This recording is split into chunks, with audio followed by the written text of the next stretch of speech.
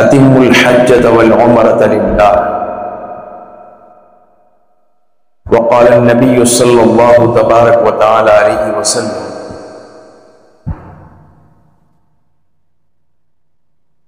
انما الدنیا خلقت لکم وانتم خلقتم للآخرہ، وقال علیہ الصلاۃ والسلام الحاج والعمار وفد اللہ۔ بارک اللہ لنا ولکم فی القرآن العظیم ونفعنا بالآیات والذکر الحکیم، انہ تعالی جواد کریم ملک بالرؤوف الرحیم رب حلیم۔ اللہ جل جلالہ و من والہ نے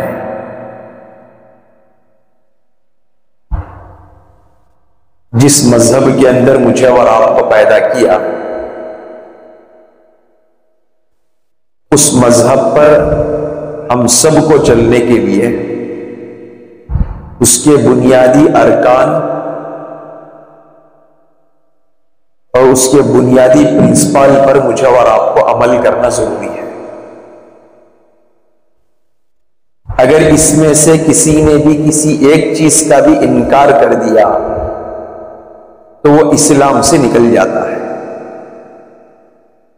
اللہ کے نبی علیہ السلام نے فرمایا بنی الاسلام علی خمس، شہادت ان لا الہ الا اللہ۔ اسلام کی بنیاد 5 چیزوں پر ہے۔ سب سے پہلی بات یہ ہے کہ ہم اللہ کا اس بات سے اور اس طور پر اقرار کریں کہ سب کچھ کرنے والی ذات اللہ کی ہے، اور 5 بنیادی اصولوں کے الگ الگ مقاصد ہیں۔ جیسے میں اور آپ نے کلمہ پڑھا تو وہ کلمے کا مقصد یہ ہے کہ ہماری زندگی کفر اور شرک سے پاک ہو۔ لا الہ الا اللہ، دیکھو 2 معنی اس کے اندر آ رہے ہیں۔ ایک معنی ہے الہ کا، اس کے معنی میں بھی خدا ہے، اللہ کے معنی بھی خدا ہے، لیکن الہ باطلانہ معبود کی طرف اشارہ ہوتا ہے، مطلب اللہ کے علاوہ کسی کی پوجا پاٹ کرنا، اس کو الہ کہا جاتا ہے۔ جیسے اس وقت سرزمین پر بہت سارے ایسے لوگ موجود ہیں جو درخت کی پوجا کرتے ہیں، جو پانی کی پوجا کرتے ہیں، جانوروں کی پوجا کرتے ہیں، تو ان کو الہ کہا جاتا ہے۔ لا الہ، الہ کے معنی آتے ہیں غیر معبود، اللہ کے علاوہ کسی کی عبادت کرنا۔ ہم غیر معبود کی عبادت نہیں کریں گے، الا اللہ، صرف اللہ ہی کی عبادت کریں گے۔ اس سے میرا دل یہ صاف طور پر تسلیم کر رہا ہے کہ ہم اب اللہ کے علاوہ کسی کی پوجا پاٹ اور کسی کی عبادت نہیں کریں گے۔ دوسرا فرض اللہ کے نبی علیہ السلام نے کہا وَأَقَامَ الصَّلَاةَ، نماز کو قائم کرو، یہ بھی بنیاد ہے۔ اسلام کے 5 بنیاد میں سے دوسری بنیاد یہ ہے، اور اس کا مقصد کیا ہے کہ ہم اللہ کو پہچاننے والے ہو جائیں۔ اسی لیے اللہ نے قرآن کے اندر کہا وَمَا خَلَقْتُ الْجِنَّ وَالْإِنسَ إِلَّا لِيَعْبُدُونِ، میں نے انسان اور جنات کو محض اپنی عبادت کے لیے پیدا کیا۔ تو نماز سے آدمی اللہ کو پہچاننے والا بن جائے۔ تو صوفیہ نے دوسرا اس کا ایک مقصد اور مطلب لیا ہے، وہ یہ ہے کہ بندے کے اندر غلامی پیدا ہو جائے، کہ وہ اپنے آپ میں آقا نہ بنے، اپنے آپ میں مالک نہ بنے، اپنے آپ میں یجمان نہ بنے، بلکہ وہ دنیا کے اندر رہتے ہوئے اپنے آپ کو اللہ کا عبد یعنی غلام بن کر چلائے۔ اور نماز سے آدمی کے اندر عبدیت پیدا ہوتی ہے۔ باہر مسجد کے باہر میرا ایک الگ اسٹیٹس ہے، میرا ایک پوسٹ ہے، میرا ایک عہدہ ہے، لیکن جب میں مسجد کے اندر آتا ہوں تو یہ میرے سارے پوسٹ، یہ میرا پورا اسٹیٹس اور یہ میرا پورا عہدہ مسجد کے گیٹ کے اندر قدم رکھتے ہی یہ سارا کا سارا ختم ہو جاتا ہے۔ ہم دیکھتے ہیں کہ بڑے بڑے لوگ جو باہر چلتے ہیں اور صرف اپنے گارڈن میں ٹہلتے ہیں تو بھی ان کے ساتھ میں سیکیورٹی گارڈ ہوتے ہیں، لیکن جب مسجد کے اندر آتے ہیں وہ گارڈ کو بھی اندر آنے کی اجازت نہیں ہے کہ وہ دروازے کے باہر کھڑے رہے۔ تو یہاں پر کسی کی اپنا وہ مقام اور مرتبہ عہدہ وہ نہیں چلے گا، یہاں صرف اللہ ہی کا حکم چلے گا اور اللہ ہی کی ربوبیت چلے گی اور اللہ ہی کے گھر کے اندر صرف اللہ ہی کا مسئلہ چلے گا۔ تو اس سے اپنے اندر ابدیت پیدا ہو۔ تیسری چیز یہ بتایا وَتَصُومُ رمضان، رمضان کے ہم پورے روزے رکھے۔ اس کے لیے اللہ تبارک و تعالیٰ نے کہا یا ایھا الذین آمنوا کتب علیکم الصیام کما کتب علی الذین من قبلکم لعلکم تتقون، کہ ایمان والو روزے رکھو، اس سے پہلے بھی پچھلی کی امتوں نے بھی روزہ رکھا، آدم سے لے کر عیسیٰ تک جتنی بھی قوم آئی انہوں نے بھی روزہ رکھا، لیکن 30 روزے کمپلیٹ نہیں تھے، 3 روزے تھے ان کے۔ موسیٰ علیہ السلام کے زمانے میں 4 روزے ہوئے۔ 3 روزے کیسے؟ ایام 20 کے کہ وہ روزہ رکھتے تھے، چاند کی 13، 14 اور 15، یہ آدم علیہ السلام کے زمانے سے شروع ہوا۔ پھر حضرت موسیٰ علیہ السلام نے اپنے شریعت کے اندر ایک اور روزے کو انہوں نے ایڈ کیا، وہ تھا محرم الحرام کی 10واں روزہ، عاشورے کے روزے کو انہوں نے داخل کیا۔ اب ہو گئے تقریباً 4 روزے، 4 روزوں کا اہتمام ان سے ہوا۔ اب وہ شریعت چلتی رہی۔ اس کے بعد اللہ کے نبی علیہ السلام جب دنیا کے اندر آئے، اللہ نے پورے 30 روزوں کا حکم اس امت کے اوپر دیا۔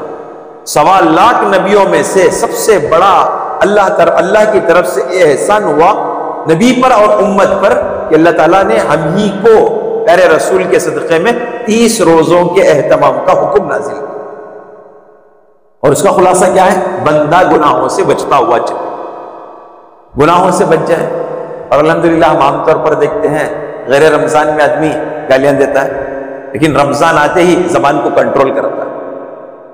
غیر رمضان میں آدمی نلڈے تک پیتا رہتا ہے، 90 بھی مارتا رہتا ہے، 200 بھی مارتا رہتا ہے، 180 بھی مارتا رہتا ہے، لیکن جب رمضان کا مہینہ آتا ہے تو 1% بھی چھینے کی کوشش نہیں کرتا، اپنے آپ کو بچا لینے کی کوشش کرتا ہے۔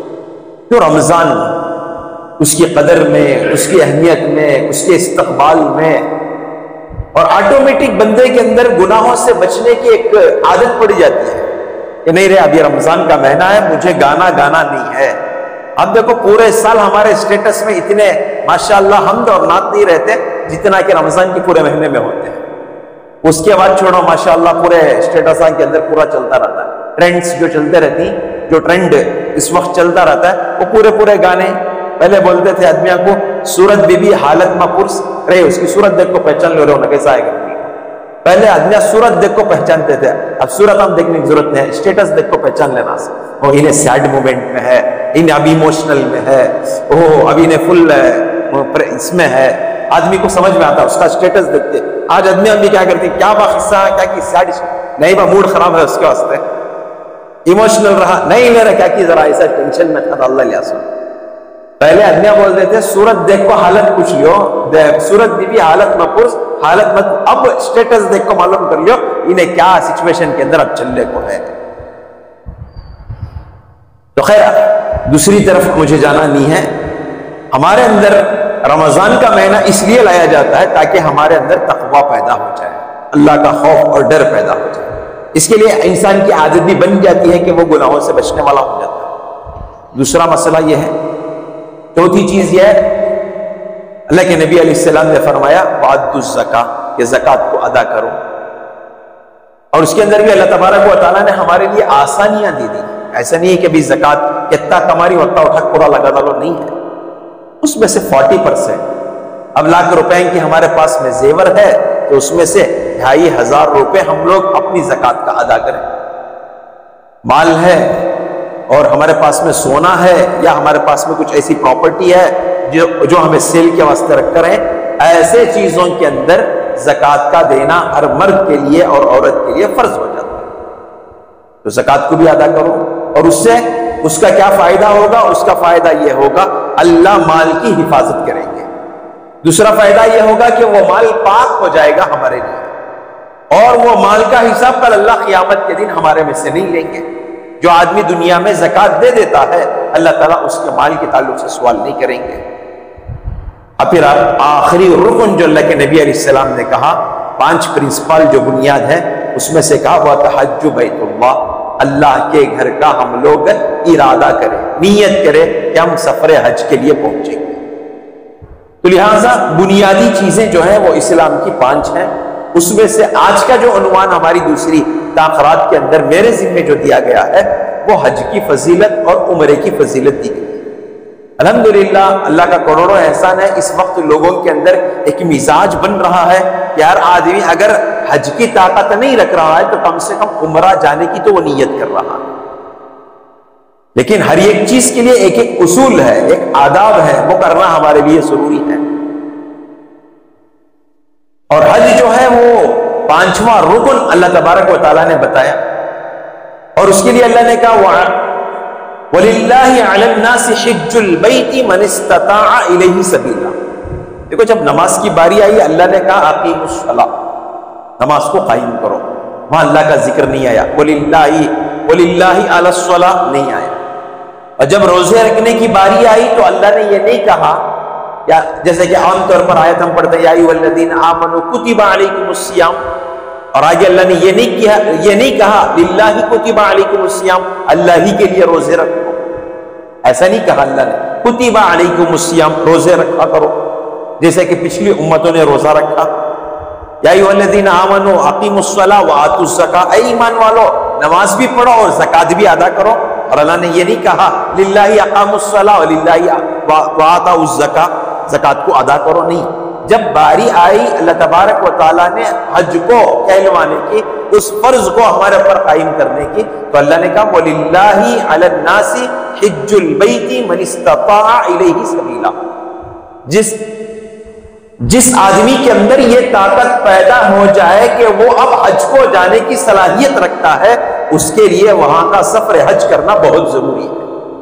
اگر اس نے اپنے آپ کو روک لیا ہیلوں سے، بہانوں سے، کچھ ایسے چیزوں کو سامنے رکھ کر حج کو جانے سے روک لیا، حدیث کے اندر آتا ہے پیارے رسول نے کہا باوجود طاقت ہونے کے، باوجود اس کے لیے ساری سہولتیں ہونے کے، اگر آدمی نے حج کو نہیں گیا تو وہ مسلمان ہو کر نہیں بلکہ وہ یہودی یا نصرانی ہو کر دنیا سے انتقال ہو کر چلا جائے۔ آپ اندازہ لگاؤ کہ جب آدمی سفر حج کو ادا نہیں کر رہا ہے کتنی بڑی وعید اس کے اوپر آ رہی ہے۔ اس کے لیے علماء نے کہا 3 چیزیں جب بندے کے پاس میں آ جائے تو اس کے اوپر حج کرنا فرض ہو جاتا ہے۔ 3 چیزوں کی سہولت اس کے لیے ہو جاتی ہے تو اس کے اوپر حج فرض ہو جاتا ہے، واجب ہو جاتا ہے۔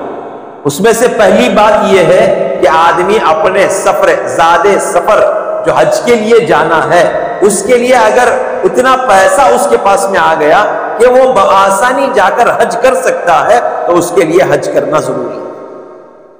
من استطاع الیہ سبیلا کے اندر مفسرین نے لکھا ہے کہ جس آدمی کے پاس حالات کے اعتبار سے جتنا سفر کا حساب ہے اتنا لگا کر وہ اتنے مال کا اگر مالک بن گیا ہے تو اس کے اوپر سفر حج کے لیے جانا واجب اور فرض ہو جاتا ہے۔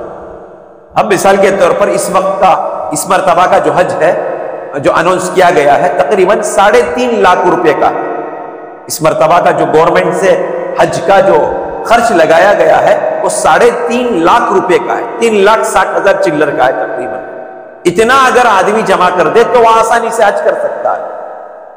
تو الحمدللہ اب ہمارے پاس میں اللہ کا کروڑوں احسان ہے کہ اللہ نے راستے جب میرے لیے کھول دیا ہے۔ اب جب آدمی 3.5 لاکھ روپے اس کی سالانہ انکم ہے، سارا اس کا ورک آؤٹ ہونے کے بعد 3.5 لاکھ روپے کا اس کے پاس میں مال جمع ہو رہا ہے، تو ویسے آدمی کے لیے واجب ہو جاتا ہے، فرض ہو جاتا ہے کہ وہ سفر حج کی تیاری شروع کر دے۔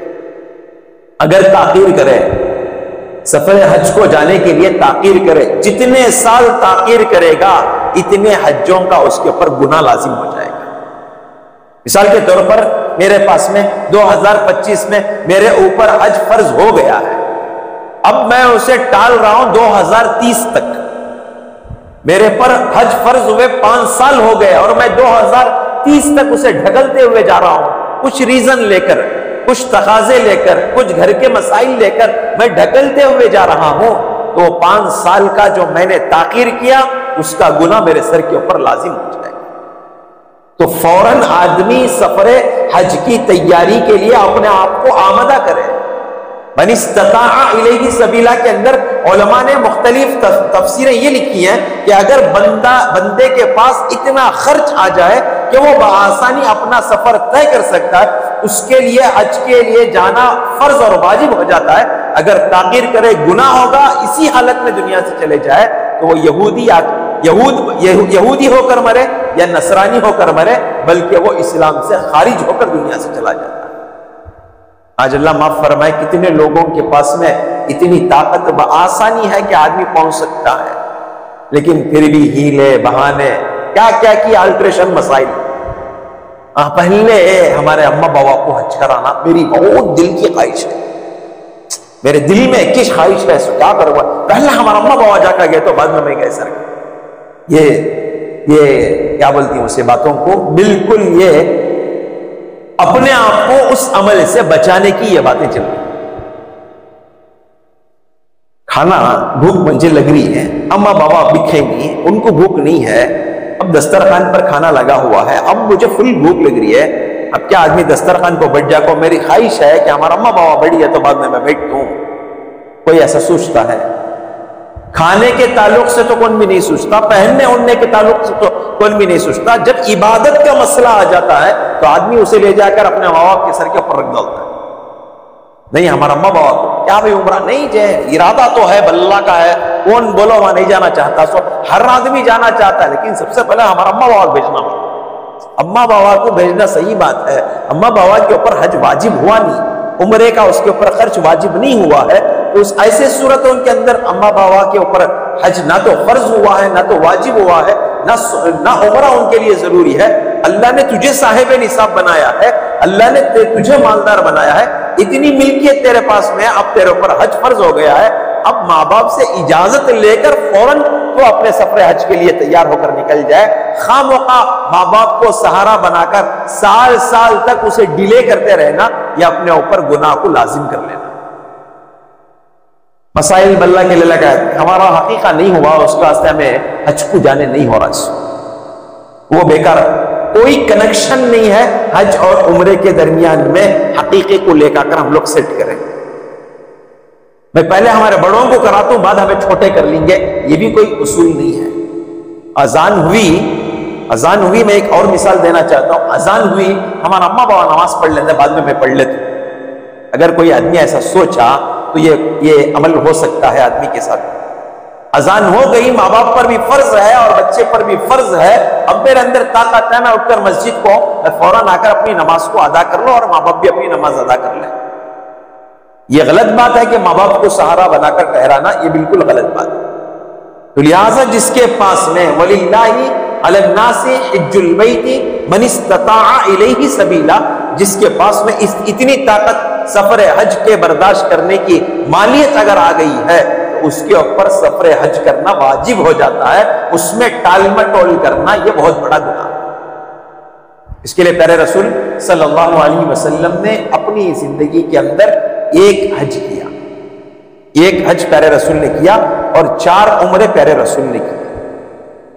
اس لیے علماء نے کہا ہے کہ زندگی میں ایک مرتبہ حج کرنا واجب ہے، دوسری مرتبہ حج کرنا یہ اپنے آپ کو اللہ کے دربار میں قرضے کو پیش کرنا ہے۔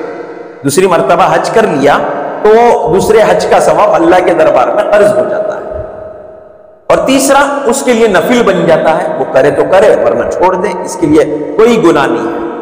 لیکن پیارے رسول نے کہا ایک حج میرے لیے ضروری ہے کہ آدمی استطاعت والا ہو جائے، اس کے لیے ضرور ہے، تو پیارے رسول نے ایک حج الحمدللہ فرمایا۔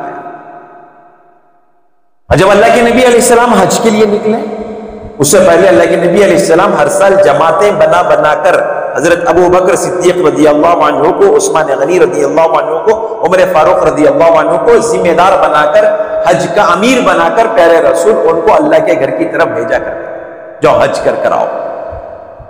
اور جب حج کر وہ حج کے لیے چلے جاتے، پیارے رسول یہاں رہ کر صحابہ کو ترغیب دیتے، اور جب دنیا سے اللہ کے نبی علیہ السلام کے جانے کا وقت قریب آیا تو اللہ کے نبی نے بھی ارادہ کیا کہ میں بھی حج کروں. تو اللہ کے نبی فوراً اٹھے، حج کا ارادہ کیا، مدینہ منورہ میں ظہر کی نماز سے پہلے غسل کیا، احرام باندھ لیا، مسجد نبوی کے اندر آئے.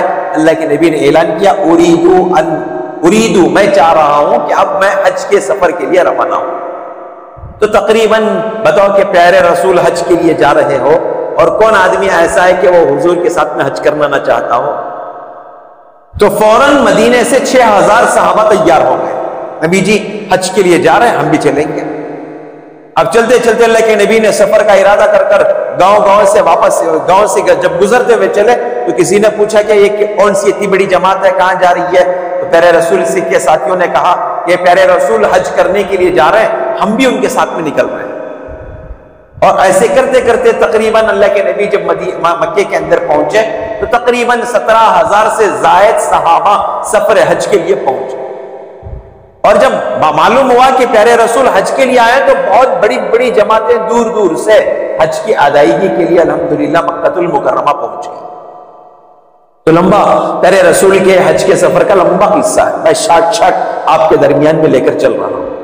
اللہ کے نبی جب وہاں سے پہنچے، مسقط کے پاس میں آدمی میقات ہے، میقات کو تو ایک باؤنڈری ہے، وہ باؤنڈری سے وہاں آدمی مکے کے اندر داخل ہونے والا ہو جاتا ہے.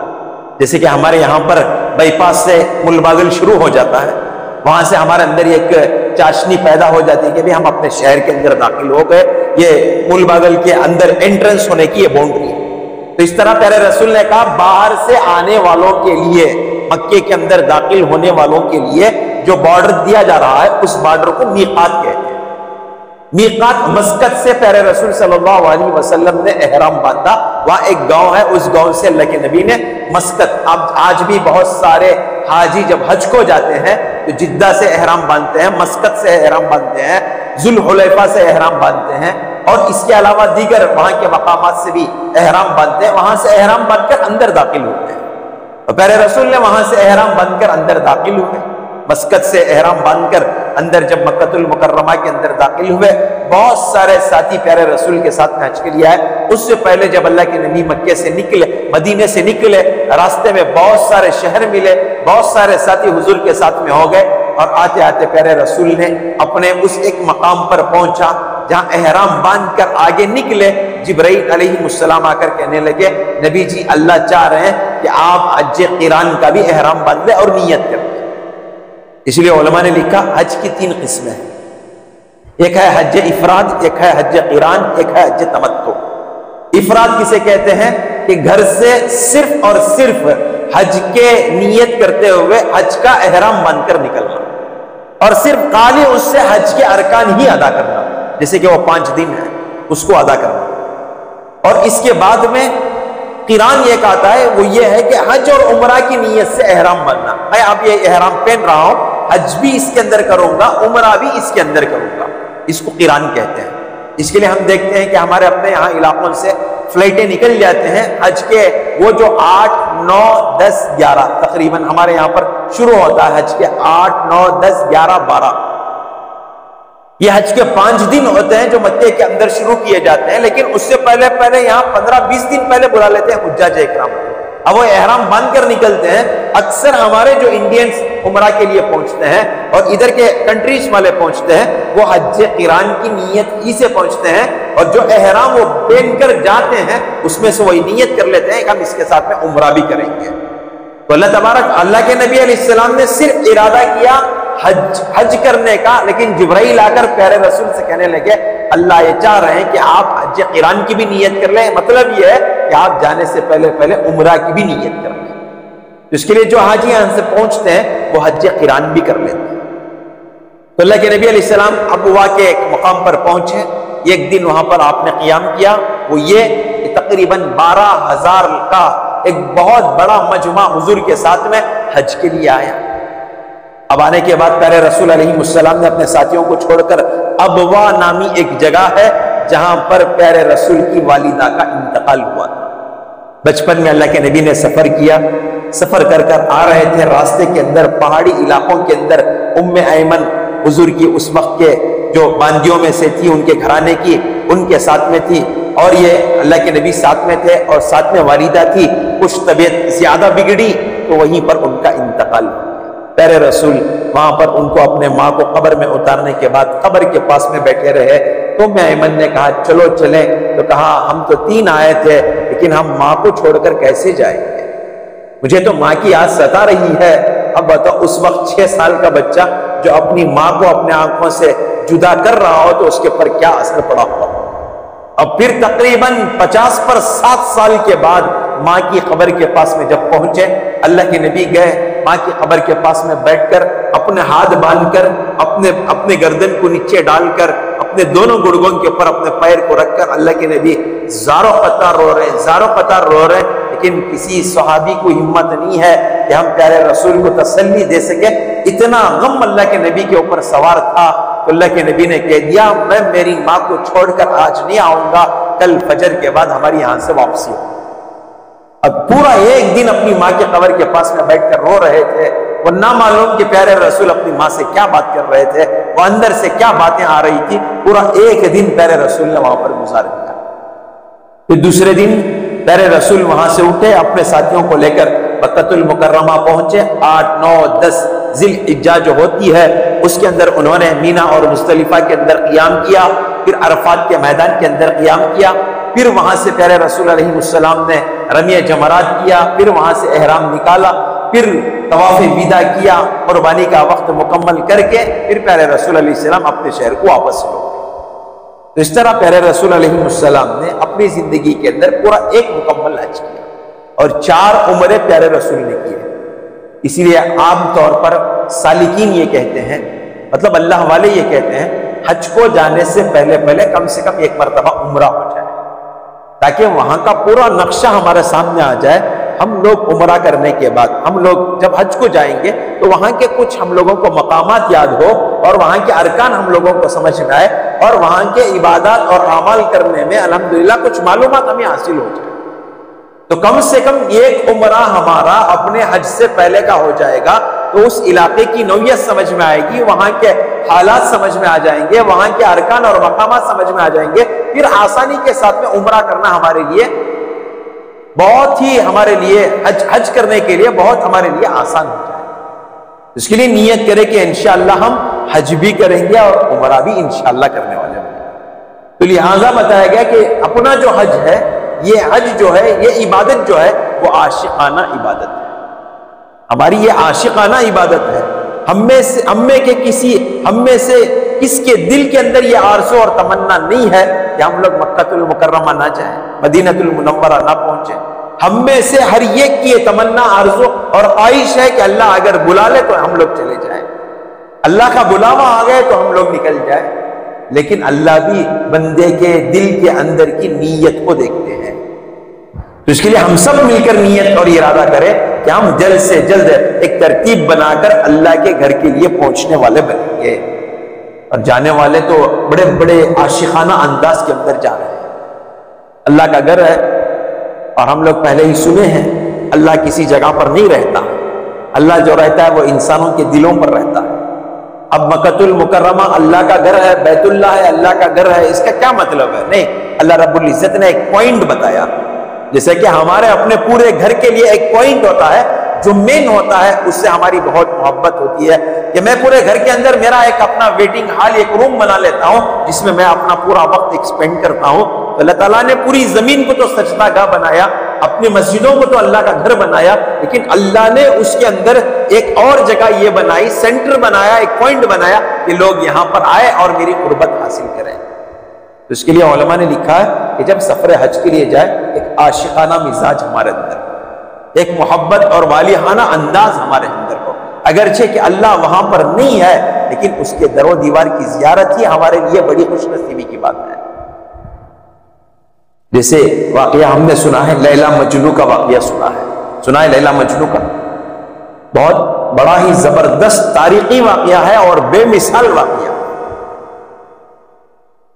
خیس نامی ایک آدمی رہتا ہے، اس کو اپنے پھپھو کی بیٹی سے افیئر ہو جاتا ہے، محبت ہو جاتی ہے. سمجھ میں آ رہی کہ نہیں آ رہی یہ باتیں جلدی سمجھ میں آ جاتی ہے. پیار اور محبت کے باتاں، افیئرس کے باتاں اگر بولے تو جلدی اب پورے ماشاءاللہ پورے رونگٹے کھڑے، پورا اب ان ہو گئے، تبھی سے سولے کو منڈیا لگنے لگے تھے. اب پیار اور محبت کے تئیں پورے جاگ گئے، پورے ان کے اندر جوانی ماشاءاللہ پھر لوٹ کر آ گئی. تو قیس نامی آدمی تھا، اپنے محبوب سے، اپنے پھپھو کی بیٹی سے، اس سے محبت ہو.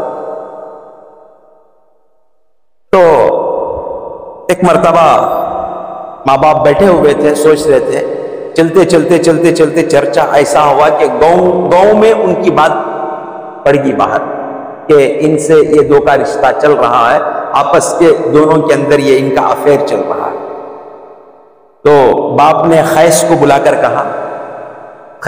کر کہا کہ تیری طرف سے میری عزت آج جا رہی ہے، پورے شہر کے اندر یہ بات پھیل پڑی ہے، چل پڑی ہے، اسپریڈ ہو گئی ہے کہ تیرا بھی تیری پھپھو کی بیٹی کا آپس میں کچھ چل رہا ہے، اس کے لیے تو توبہ اور استغفار کر لے. ٹھیک ہے، چل کعبۃ اللہ میں چلیں گے، جا کر وہاں پر غلاف کعبہ پکڑ کر ہم دعا کریں گے. اب دونوں مل کر باپ ترغیب دے کر بچے کو لے کر آ رہا ہے، اور باپ چلتے چلتے رستے میں یہ الفاظ بول کر سکھا کر لا رہا ہے کہ جانے کے بعد یہ نیت کر لینا کہ اے اللہ میں آئندہ سے غلط کام نہیں کروں گا، اور میں اپنی پھپھو کی لڑکی سے جو لیلا ہے میں اس سے بالکل محبت کرنا بند کر دوں گا. اور محبت بھی، اور اس کا نام لیلا بھی اس لیے تھا کہ وہ کالی کلوٹی تھی. اب پیار جب ہوتا ہے تو اندھا ہوتا ہے، ہمارے درمیان میں یہ بات چلتی ہے، پیار اندھا ہوتا ہے. کیسی کو پسند کر لے، رے میرا انکھاں سے دیکھ رہا تو تیرا انکھاں سے کیا دیکھتا سو، دس از مائی سلیکٹڈ، مائی سلیکشن رہی ہے، تو دیکھنے کی ضرورت نہیں ہے، میں دیکھوں گا، میرا انکھاں سے دیکھ، تیرا انکھاں سے دیکھنے کو. تو بہت سارے لوگ اسے بولے کہ بھئی تو کیسی آدمی سے تو شاید یہ محبت کیا ہے، بالکل کالی کلوٹی ہے. اس نے کہا میں نے اس سے محبت کی ہے، محبت آنکھ سے نہیں ہوتی ہے، محبت دل سے ہوتی ہے، کہ میں نے اس کے دل سے محبت کی ہے. تب اس نے محبت کی، اور باپ لے کر جب غلاف کعبہ کے پاس کھڑا کیا، اس نے کہا یا الہی اتوب لکل معاصم، اے اللہ میں تمام تر گناہوں سے، غلط کاموں سے میں پناہ مانگتا ہوں، میں دعا کرتا ہوں، اے اللہ میں توبہ کرتا ہوں کہ آئندہ ایسا کوئی غلط کام نہیں کروں گا. اور آگے اس نے ایک جملہ کہا، اے اللہ میں کبھی بھی میری محبوبہ سے محبت کرنا بند نہیں کروں گا.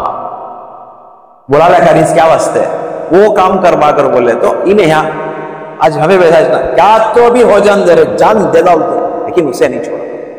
گئے 2 جنب چلے آنا، نہیں کر بولے 2 جنب میں زندگی گزار ڈالنا، جیون ساتھی بن کو زندگی گزارنا. نہیں گئے تو 2 جنب چلے جانا، کہاں تک دوسری جگہ چلے جانا، نہیں بولے سیدھا اوپر ہی چلے جانا، لیکن میں اسے چھوڑ کر زندگی نہیں گزارتا.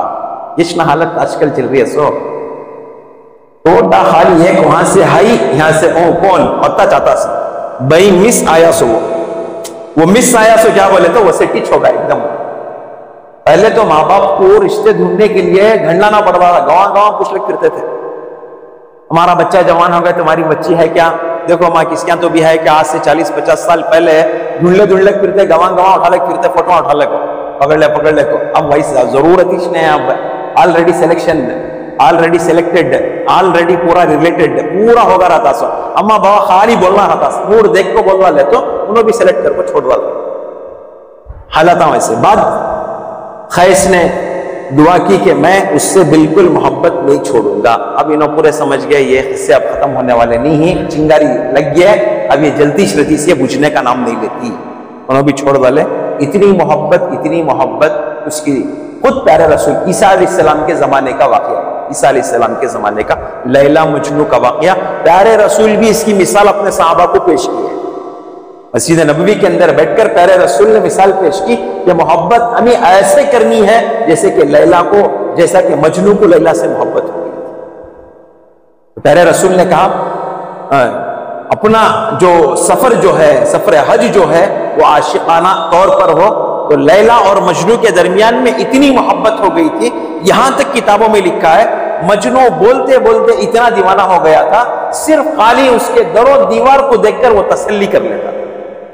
ہماری بھی عادت ہے آج کل گاڑیاں اٹھا لے کو دکھے نہیں تو جانتے خالی گھر کے گیٹاں دیکھ لگا کے تو چیک سکون میں آیا تھا دکھے نہیں تمہیں اندر امی ابا بھایا سیکورٹی میں تھے کہاں آتی اس میں اندر باہر چھوڑا جانتے گیٹاں تو دیکھ لگا ہمیں تمہارے. اب انہیں کیا کر باقاعدہ ویٹنگ ہوتی تھی باہر. اگر کوئی کتا اس کے گھر کے اندر جا کر واپس آ جاتا تو فوراً وہ کتے کو پکڑ کر اس کے منہ کو کس کرتا اور اس کے پیروں کو کس کرتا اور اسے اٹھا کر جسم سے لپٹ لیتا. لوگ پوچھتے کیا کر رہا ہے کتے کو سب میا کر لگ بیٹھا نا. نہیں میرے محبوبہ کے انہیں گھر کے اندر گیا تھا نامعلوم اس نے اس پلیٹ میں منہ ڈالا ہوگا جس پلیٹ میں میری محبوبہ نے کھایا ہوگا. محبت اسے بولتے سو ایک پھول ہے ایک چاکلیٹ ہے ایک پارلر ہے خالی ایک راؤنڈ مار لگا بٹھانے کا نام ہے آج جو چل رہا نہیں اندر رہے. ایک چاکلیٹ دیال کو خرید لیتی پاؤں ایک پھول دے دال کو مائل کر لیتی اپنی طرف. اب عیدہ میں کیا وہاں پارلر کا جو ہمیں باغے رہتی وہاں تمہیں وہاں بیٹھو ہمیں یہاں بیٹھے رہتے ہم میں سامنے بیٹھ کو کھا لے چلے جیے. ہماری محبت کے یہ گیت ہو رہی. لیکن جب کتا اندر جا کر آتا اٹھا کر پائی رہا ہوں کئی کو بھائی چوما دے رہا ہے تو بولتا ہو سکتا ہے کہ میری محبوبہ نے جہاں قدم رکھا ہوگا وہاں یہ کتا بھی قدم رکھا ہوگا. یہ محبت. پھر اس کے بعد میں اگر کوئی اس کے گھر کے اندر جا کر آ جاتا اس کے گھروں کے اوپر ہاتھ رکھ کر آ جاتا ان کو بلا کر ان کے ہاتھیں چومتا. کئی کو بھائی ہمارے ہاتھ چوم رہے ہیں وہ سے ہمیں بڑے بزرگ وہ سے بڑے ہمیں اللہ والے ولیاں کو تو نہیں تمہیں اس گھر کے اندر گئے تھے جس گھر کے اندر میری محبت بس رہی اور ہو سکتا ہے کہ آپ نے ہاتھ وہاں رکھا ہے جہاں میری محبوبہ نے رکھا ہوگا. اس کے لیے میں آپ کے ہاتھ کو بھی بوسہ دے رہا ہوں. تو بتانے کا مقصد یہ ہے کہ جب ہم حج کو جائیں گے اللہ تو نظر نہیں آ رہا ہے لیکن کیفیت تو ہم یہ معلوم کی جا رہی ہے کہ وہ اللہ کا گھر ہے. آدمی اسے دیکھنے کے لیے کتنا تڑپتا ہے. تو میں مثال دینے کے لیے واقعہ پیش کیا. محبوب اگرچہ کہ اسے نظر نہیں آتی تھی اندر اسے لاک کر کر رکھ دیا گیا تھا محبوبہ کو صرف خالی اس کے در و دیوار دیکھ کر ہی اپنے دل کے اندر تسلی لے لیتا اور کوئی اس کے اندر جا کر آتا تو حالت پوچھ کر اس کی تسلی اپنے دل کے اندر لے لیتا تھا. اپنی محبوبہ کو کبھی نہیں بھولتا تھا. ہمارا سفر بھی ایسا ہو اگرچہ کہ اللہ وہاں پر نہیں ہے لیکن اللہ کا در و دیوار ہی اس کی ہماری زیارت کے لیے کافی ہے. یہ ہماری نیت ہے.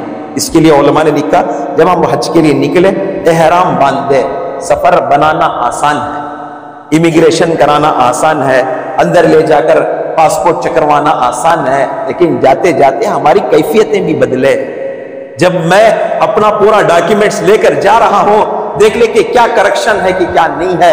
اسی طرح آدمی جب اپنے ڈاکیومنٹس دکھاتا رہا ہو تو یہ بھی سوچے کہ میرے اعمال بھی صحیح ہیں کہ نہیں ہے کیا میرے اعمال کے اندر کوئی گناہ ہے کہ نہیں ہے. چھوٹی اسپلنگ مسٹیک پر ایک اگر اسپلنگ ایکسٹرا ہو گئی ایک اگر کم ہو گئی تب بھی آپ کا پاسپورٹ نہیں بنے گا. آپ اندازہ لگو اگر میرے اعمال میں ایک بھی گناہ زیادہ بڑھ گیا یا ایک بھی نیکی کم پڑ گئی بتاؤ یا کیا میری یہ کامیابی ہو سکتی ہے. اس طرح آدمی اپنے گناہوں پر نگاہ رکھے.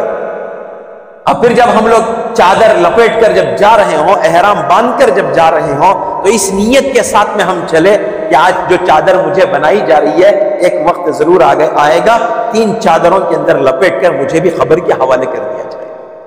تو یہ نیت آدمی کے اندر ہو. اب پھر وہ جہاز کے اندر جا رہا ہو تو وہاں پر پوری اجنبیت ہوگی کوئی ساتھ میں نہیں ہوگا ساتھ میں رہتے ہوئے بھی اپنا کوئی نہیں ہوگا. جس طرح کے فلائٹ میں بیٹھنے کے بعد آدمی ایک محسوس کرے گا کہ میں ہواؤں پر اڑ رہا ہوں ایک وقت ضرور آئے گا سارے خاندان والے میرے پاس میں موجود رہیں گے لیکن مجھے ایک جنازے کے اندر سلا دیں گے. ان کے کندھے میرے لیے سہارا بنیں گے لیکن وہ میرے ساتھ میں آنے والے نہیں بنیں گے. تو یہ کیفیت اپنے حج کے سفر کی ہونی چاہیے اپنے عمرے کے سفر کی ہونی چاہیے. اب جب میں وہاں سے پہنچ کر اپنے میقات کے اندر داخل ہو کر کعبۃ اللہ کے اندر جب میں داخل ہو رہا ہوں طواف میں کر رہا ہوں تو یہ سوچے کہ جس طرح ایک بندہ ایک بچہ اپنے ماں سے روٹھا ہوا جب ماں کی گود کے پاس میں آ جاتا ہے تو ماں اس کو اپنے گود میں اور آغوش میں لے کر اس کی ساری غلطی کو معاف کر دیتی ہے. اسی طرح بندہ نیت کرے کہ اللہ دنیا کے سارے گناہ میں اپنے سر کے اوپر لایا ہوا ہوں لیکن میں اب تیرے دربار میں آ گیا ہوں تیرے گود کا میں اس لیے چکر لگا رہا ہوں تاکہ تو میرے گناہوں کو معاف کر دے اور میرے لیے مغفرت کا اعلان کر دے. یہ نیت ہمارے اندر ہو.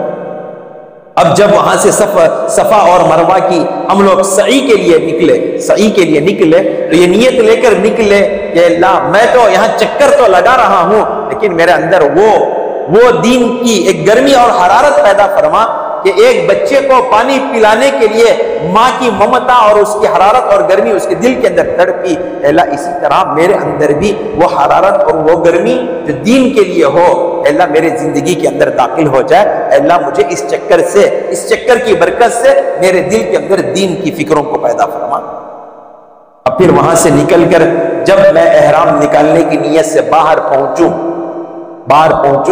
تو ہماری نیت یہ ہو کہ اے اللہ میں تو اپنا احرام تو نکال رہا ہوں، اے اللہ میں تو اپنے اوپر سے اپنے چادریں تو نکال رہا ہوں، اے اللہ جیسا میں نکال رہا ہوں ظاہری طور پر تو میں نے اپنا نکال لیا ہے، اے اللہ میرے اندر کی تمام تر بیماریوں کو بھی تو ختم فرما دے۔ اور جب سر کے بال کے حلق کر رہے ہو، اپنے بال نکال رہے ہو، سر کے حلق کرا رہے ہو، اس وقت بھی یہ نیت کر لے اے اللہ میرے بس میں اتنا ہی تھا کہ میں اپنے سر کے بال نکال رہا ہوں، اے اللہ تو میرے اپنے بال کے، میرے جسم کے ہر بال کے نیچے جو گناہ چھپا ہوا ہے اے اللہ تو اپنے فضل سے اسے ختم فرما۔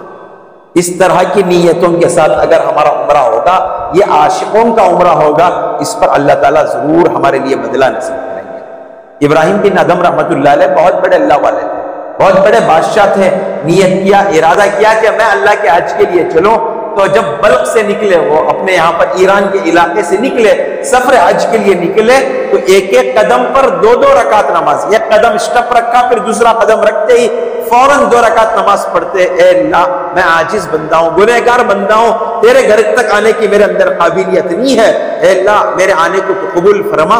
یہاں سے ایک ایک سفر پر، ایک ایک قدم پر، 2 قدم پر 2 رکعت نماز پڑھ کر اللہ کے گھر کی حاضری دی۔ تقریباً اپنے سفر حج کو پورا کرنے کے لیے ان کے واسطے پیدل سفر کے لیے تقریباً 13 سال کا وقت لگ گیا، اس لیے کہ اے اللہ آسانی کے ساتھ میں پہنچنا یہ اصل نہیں ہے، دل کے اندر ایک محبت کو لے کر پہنچنا یہ اصل۔ مالک بن دینار رحمت اللہ علیہ ایک مرتبہ حج کا موسم تھا، شدید گرمی پڑ رہی تھی، باہر نکلے تو دیکھا کہ آدمی کے دونوں پاؤں نہیں ہیں اور ہاتھ ہے، اپنے ہاتھ کو زمین پر رکھ کر اپنے گھسیٹتا ہوا جا رہا۔ تو مالک بن دینار رحمت اللہ علیہ نے اس آدمی سے پوچھا کہ بھئی کہاں جا رہا؟ تو کہا کہ کیا آپ کو معلوم نہیں ہے حج کا موسم چل رہا ہے، اللہ نے ہم لوگوں کو وہاں بلایا ہے، ایسے وقت میں ہم یہاں بیٹھ گئے تو ہم اللہ کو کیا جواب دیں؟ اس نے کہا پیر کے اندر، ہاتھ کے اندر کچھ نہیں ہے، آپ بالکل ایسے گرمی کے اندر ایسے پیدل کیوں جا رہا ہوں؟ میں آپ کے لیے سواری کا انتظام کر دوں؟ کہا مجھے سواری کی ضرورت نہیں ہے، میں اللہ کے دربار میں ایک عاشق اور ایک دیوانہ بن کر پہنچوں۔ اب جب نکلے یہ بھی پہنچ گئے اور مالک بن دینار رحمت اللہ علیہ بھی پہنچ گئے، دونوں مل کر طواف کیا، طواف کے اندر بھی ملاقات ہوئی، گھسیٹتے ہوئے اپنا طواف کر رہا ہے۔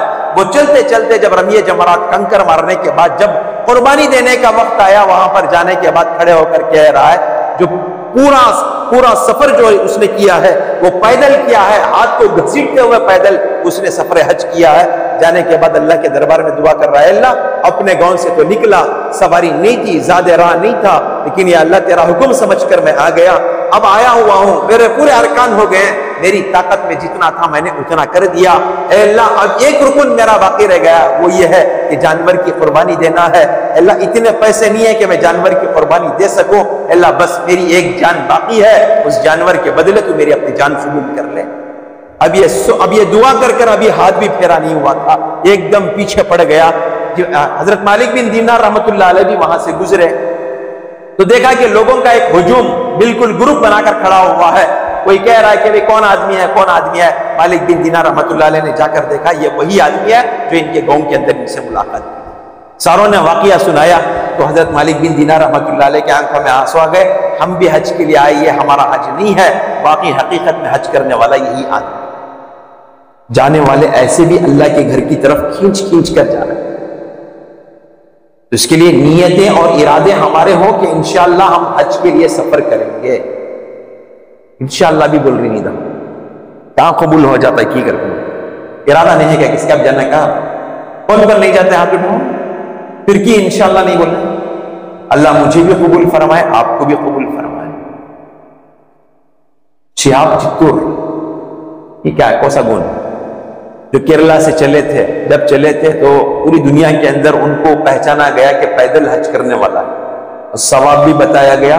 پیدل حج کرنے والے کے لیے اللہ تبارک و تعالیٰ ایک ایک قدم پر عرب کے مکۃ المکرمہ کے اندر جو نیکیاں ملتی ہیں اس میں سے اللہ تبارک و تعالیٰ ایک ایک قدم پر 700 نیکیاں دینے کا وعدہ کیا ہے۔ اب وہاں کی ایک نیکی کتنے کی برابر ہے؟ یہ 1,00,000 نیکیوں کے برابر ہے۔ سنے کہ نہیں سنے ہم لوگ؟ 1,00,000 نیکی۔ اگر کوئی آدمی پیدل حج کو جا رہا ہو، ایک قدم پر اس کو 7,00,000 نیکیاں دی جائیں۔ آپ اندازہ لگاؤ پیدل حج کرنے پر کتنا سب۔ لیکن اب تو الحمدللہ ذرائع ہیں، وسائل ہیں، جتنا جلد ہو سکے اتنا جلد ہم کیا کرنا ہے؟ اللہ کے گھر کے لیے سفر کرنا ہے۔ اس کے لیے کہا گیا حج کرنے والے کے لیے، یا میرے ہاتھ سے نہیں ہو رہا ہے، ہم کسی کے ساتھ کسی کے لیے کرا رہے ہیں، یا آپ نے مثال کے طور پر میں ہوں، اب میرے اندر حج کرنے کی طاقت نہیں ہے، میں اپنے والدین کے نام سے حج کروا رہا ہوں، تو میں ان کو بھیج رہا ہوں آپ جا کر حج کر آئے، تو یہ میری طرف سے حج کو جا رہے ہیں، اور کس کی نیت کر جا رہے ہیں؟ ہمارے اپنے والد کی نیت کر جا رہے ہیں۔ تو یہ ایک حج پر اللہ 3 آدمیوں کی مغفرت کرے گی۔ یہ ایک میری بھی مغفرت ہو جائے گی اس لیے کہ میں نے خرچ کیا، اور یہ ان کی بھی مغفرت ہو جائے گی اس لیے کہ یہ دوسرے کی نیت سے حج کو جا رہے ہیں، اور جن کی نیت سے یہ حج کو جا رہے ہیں اللہ ان کی بھی مغفرت کر دے گی، یعنی ہمارے والدین کی بھی مغفرت کر دے گی۔ حج کا ثواب اللہ تبارک و تعالیٰ نے بہت بڑا اور اونچا مقام رکھا، تو اس کے لیے نیتیں اور ارادے ہمارے ہوں کہ انشاءاللہ ہم حج کے لیے ارادوں کے ساتھ میں، پختگی کے ساتھ میں، ایک نیت انسان اگر ٹھان لے کہ مجھے چلنا ہے تو اللہ تعالیٰ ضرور اس کو اپنے دربار کے اندر پہنچائیں گے، کریں گے انشاءاللہ۔ ہر ساتھی تیار ہوں گے انشاءاللہ، جا رہے ہیں، اللہ تعالیٰ سب کو قبول فرمائے، جو جا رہے ہیں اللہ ان کو بھی قبول فرمائے، جو جانے کا ارادہ رکھتے ہیں ان کو بھی قبول فرمائے، اور اللہ تعالیٰ وہاں جانے کے بعد صحیح ارکان اور اعمال میں اپنے وقت کو دینے کی بھی توفیق عطا فرمائے۔ تو جانے والے بڑے عجیب عجیب انداز سے جا رہے ہیں، لیکن میں نے پہلے ہی مسئلہ بتا دیا، یہ ایک مرتبہ کا حج واجب ہے، دوسرے مرتبہ کا اللہ کے لیے قرض ہے، اور تیسری مرتبہ کا جو ہے وہ نفل ہے۔ اس کے بعد کا ہم لوگ اگر حج نہ کریں تو بھی بہتر ہے، عمرہ کر لے تو الحمدللہ کافی ہے۔ ایک مرتبہ امام کرقی رحمت اللہ علیہ ایک بہت بڑے اللہ والے گزرے ہیں، بلخ کے رہنے والے ایک بہت بڑے اللہ والے ہیں، انہوں نے ارادہ کیا کہ میں سفر حج کے لیے جاؤں، ساتھیوں کو سب تیار کر لیا، تیار کرنے کے بعد عین وقت میں اب نکلنا ہے تو انہوں نے کہہ دیا کہ اب میں نکل نہیں سکتا، تو لوگ تان تشنی کرنے لگے، کیا اتنے دن سے ریڈی ہو گئے، کیوں ڈراپ ہو گئی، سب دنیا کی کیا کی ان کو مصروفیت آ گئی ہے، دنیا کا کیا تقاضا آ گئے، مال جمع کر لے کو روگی فلاں فلاں فلاں بول دینا اتنے مواں متے باتا۔ تو ساتھی جو ان کے ساتھ میں تیار تھے انہوں بھی نکل کے پورے گئے، پورے جا کر حج کرنے لگے۔ تو ایک دن ایک ساتھی خواب سوئے ہوئے تھے، خواب میں کسی نے کہا کہ آج ماشاءاللہ اتنے سارے لوگ حج کے لیے آئے، کتنے لوگوں کا حج قبول ہوا؟ تو انہوں نے کہا سارے لوگوں کا حج قبول ہو گیا ہے۔ وہ خواب میں سے انہوں نے سوال کیا وہ ساتھی کو کہ وہ کیسے سارے لوگوں کا حج قبول ہو گیا؟ وہ کہنے لگے بلخ سے آنے والے ایک اللہ والے تھے، اللہ نے ان کی برکت سے آج تمام لوگوں کا حج قبول کر لیا، حالانکہ انہوں حج کو نہیں پہنچے، اپنے گھر کے اندر مقام کے اندر ہیں، لیکن وہ آدمی کہہ رہا ہے خواب کے اندر ان کے حج کے سفر کی برکت سے اللہ نے پورے لوگوں کے حج کے سفر کو قبول کر لیا۔ تو یہ لوگ گاؤں کو جب ریٹرن واپس ہوئے پوچھا کہ بھئی آپ جب حج کے لیے ہم نکلے تو آپ نے آنے سے انکار کر دیا اور آپ کا ارادہ ظاہر کر دیا، لیکن نہ معلوم کہ ہم نے خواب میں کسی سے سوال کیا تو اس نے کہا کہ آج کا حج قبول ہو گیا اس سال کا، وہ بھی آپ کی نام کی برکت سے اور آپ کے حج کی برکت سے۔ یہ کیا معاملہ ہے سمجھ میں نہیں آیا۔ انہوں نے کہا جب میں نے حج کا ارادہ کیا تو چند دن پہلے میں نے دیکھا کہ ایک عورت ایک اپنے یہاں پر شہر کے کوڑا دان جہاں پر گھوڑ کہا جاتا ہے اس کے اندر ایک مردار جانور پڑا ہوا تھا، وہ اس کو اٹھا کر کھا رہی تھی، اس کے پارٹس لے کر کہیں جا رہی تھی، تو میں نے اس کو فالو کیا اور میں نے اس کو دیکھا کہ کہاں جا رہی ہے، تب میں نے اس کے گھر تک پہنچا اور میں نے اس کو مسئلہ پوچھا کیا معاملہ ہے کہ تو کیوں مردار کھا رہی ہے، جبکہ اسلام کے اندر مردار کھانا بسم اللہ اللہ اکبر بولے بغیر ذبح کر دینا وہ اسلام والے کے لیے مردار کے حکم میں ہے، اور جبکہ اس کو ذبح بھی نہیں کیا گیا، وہ اپنی موت مرا ہوا ہے، تو اس کو اٹھا کر کھا رہی ہے، اس کا کیا ماجرا ہے، کیا معاملہ ہے، کیوں تو اس طرح کر رہی ہے؟ کہنے لگی کہ 3 دن سے زائد ہمارے اوپر فاقہ گزر گیا ہے، میرے 3 بیٹیاں ہیں، اب تک ان کے لیے کھانے کے لیے کھانا نہیں ملا ہے، اور شریعت نے اجازت دی ہے کہ 3 دن تک کھانا نہ ملے، چوتھا دن بھی اس کے اوپر گزر رہا ہو، اگر وہ مردار بھی اگر سامنے اس کے لیے آ جائے، اس کے لیے کھانا جائز ہے، میں اسی کو سامنے رکھ کر کھانا کھا رہی ہوں، یہ جانور لے جا کر اپنے گھر کے اندر کھا رہے ہیں۔ تو فوراً مجھے احساس ہوا کہ میرا اب سفر حج کے لیے جانے سے بہتر ہے کہ میں اس کے لیے امداد کروں، تعاون کروں۔ تو میں نے پورا پیسہ اس کے حوالے کر دیا اور دعا کیا، اے اللہ میں حج کو جانے کی ارادے اور نیت سے یہ مال رکھا ہوا تھا، لیکن اس فقر و فاقے کو دیکھ کر میں نے اس کو پورا پیسہ دے دیا ہے، اے اللہ اسے تو بہترین بدلہ مجھے نصیب فرما۔ تو اس طرح انہوں نے جب دعا کی تو اللہ نے ان کی دعا کو قبول کر لیا، اپنے مقام میں ہی رکھ کر اللہ تبارک و تعالیٰ نے ان کو حج کے برابر ثواب بھی عطا کر دیا۔ تو آج لوگ ہیلا بناتی، کیا کر بولے تو نہیں جے پہلے گھر کے پورے ذمہ داریاں ادا کروانا، شادیاں پورے لپٹ کو بھیج ڈالنا، وہاں سے بھی کرلے کو آ جانا، کیا بھی سر کے اوپر بندش نہیں رہنا، جب ہمیں ہلکا اٹھا لے چلے جانا، یہ غلط بات ہے۔ زندگی میں کم سے کم ایک مرتبہ واجب ہے اور یہ کرنا ضروری ہے، اس کے بعد میں اگر کرے تو چلتا ہے، نہیں کرے تو چلتا، پھر ہم لوگ اپنے رفائی کاموں کے اندر ہم ساتھ دیں، بیوہ اور یتیم اور مسکینوں کے لیے ساتھ دیں، لیکن ایک مرتبہ بھی گئنی سر کا بہت ہی دور جانے کی کیا ضرورت، جے غریب بچہ کے 4 شادیاں کروا لے تو وہ چھچ کا ثواب ہے، کئی کو جاتی وہ بھی کرنے کے واسطے۔ فجر کی نماز کے بعد مسجد میں بیٹھ جاؤ، 20 رکعت تقریباً 20 منٹ تک آپ خاموش بیٹھ جائیں، 20 منٹ کے بعد میں اشراق کا وقت داخل ہوتا ہے، 2 رکعت آپ روز اشراق کی نماز پڑھ لو، ایک حج اور ایک عمرے کا ثواب آپ کو مل جاتا ہے۔ کئی کو جاتی پھر اتنا خرچہ کر لے کو،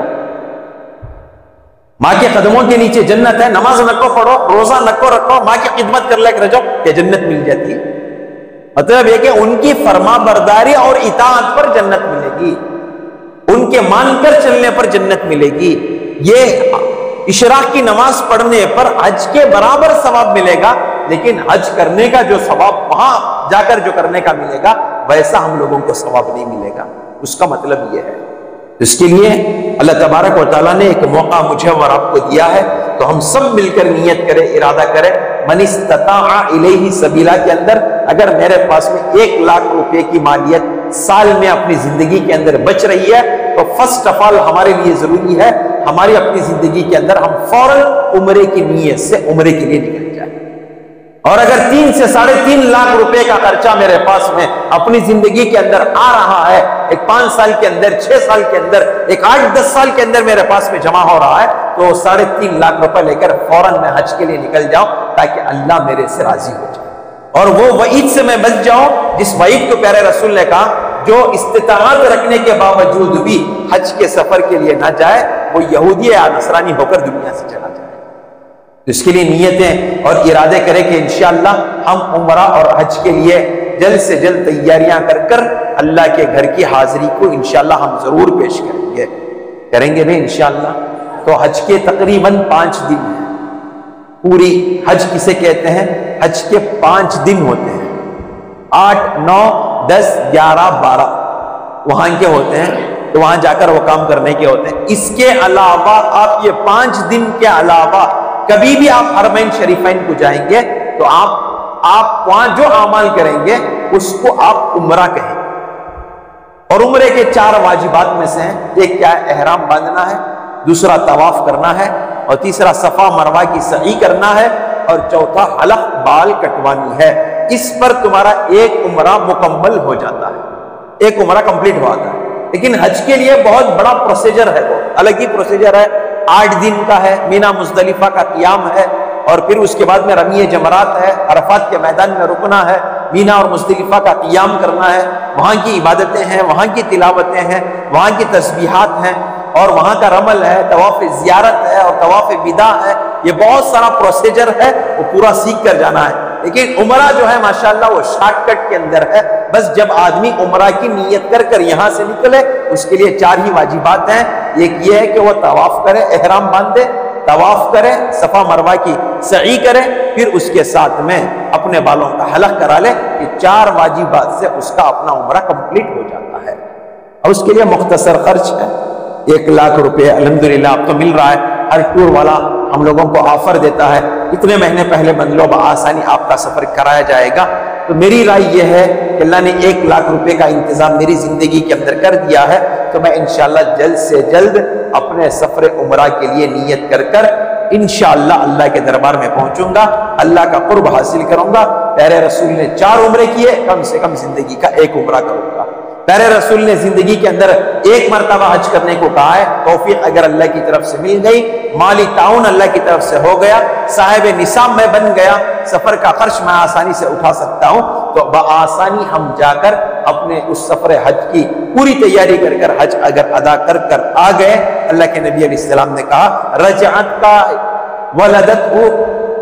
رجعت کا یومن ولدت امہ، ایسا آدمی وہ حج سے واپس لوٹے گا گویا کہ ابھی ماں کے پیٹ سے جس طرح بچہ بغیر گناہ کے واپس دنیا کے اندر آتا ہے، اسی طرح وہ سفر حج سے ایک بغیر گناہ کے اللہ کے گھر سے واپس لوٹ کر اپنے دربار کے اندر پہنچتا ہے۔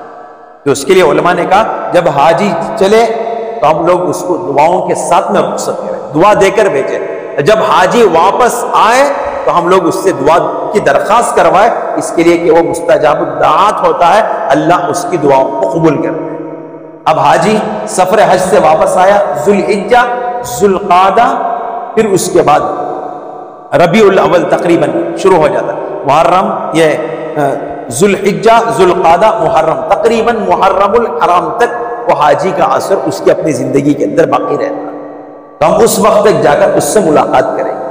اور پیارے رسول علیہ السلام نے باقاعدہ اس حاجی کے لیے جو بالکل اللہ کو راضی کرنے کے لیے اپنے سفر حج کی تیاری کر اللہ کے دربار میں پہنچتا ہے، پیارے رسول نے اس کے لیے بھی دعائیں دی، اس کے لیے بھی مغفرت کی دعائیں دی، اور اس کے لبیک پر بھی کل قیامت میں اللہ تبارک و تعالیٰ وہ جس علاقے سے، جس شہر سے، جس ارادے سے گزرا ہوا ہوگا، اللہ تبارک و تعالیٰ ضرور اس کو کل قیامت میں گواہ بنا کر ان کی گواہیوں کی بنیاد پر اللہ اسے ضرور جنت کے اندر داخل کرے گا۔ تو اس کے لیے نیتیں کریں کہ انشاءاللہ رمضان کا مہینہ ہے، جیسے کمپلیٹ ہوتا ہے حج کا مہینہ شروع ہو جاتا ہے۔ اس کے لیے جانے والوں کو جب ہم لوگ ودا کرتے رہتے ہیں، ہمارا دل بھی تڑپتا ہے کہ کاش اللہ ہمیں بھی قبول فرمائے۔ تو ان کو دیکھ کر نیتیں کریں کہ اللہ آئندہ سال ہمیں حج کے موسم میں یہاں رہنے کے بجائے اپنے گھر میں آنے کی توفیق دے۔ اور پھر عمرہ جانے والوں کے دعاؤں میں جب ہم لوگ شرکت کرتے ہیں، ان سے بھی درخواست کروائے، ہمارے لیے بھی دعا کرو کہ ہم بھی وہاں کا ماحول اور وہاں کا مقام اور مرتبہ پہچان کر وہاں کی حاضری کی اللہ ہمیں توفیق عطا فرمائے۔ تو پھر ہم ان سے بھی دعا کی درخواست کریں اور نیتیں کریں کہ اللہ ہمیں بھی جلد سے جلد تیرے دربار میں پہنچنے کی توفیق عطا فرما۔ اللہ کرے کہ ہم تمام کو صحیح معنوں میں، صحیح نیتوں کے ساتھ میں، صحیح اصول اور آداب کے ساتھ میں اللہ کے دربار کی حاضری کی توفیق عطا فرمائے، وہاں کا پہنچنا نصیب فرمائے، وہاں کے ثواب کو حاصل کرنے کی توفیق عطا فرمائے، وہاں کے تمام ارکان کو پورے اصول اور آداب اور مسائل کے ساتھ میں پورا کرتے ہوئے ہم لوگوں کو اپنے مقام پر پہنچنے کی توفیق عطا فرمائے۔ وآخر دعوانا الحمدللہ رب العالمین۔ میں ہوں سید منیر، سن میرے رب یہ دعا، میں ہوں سید منیر۔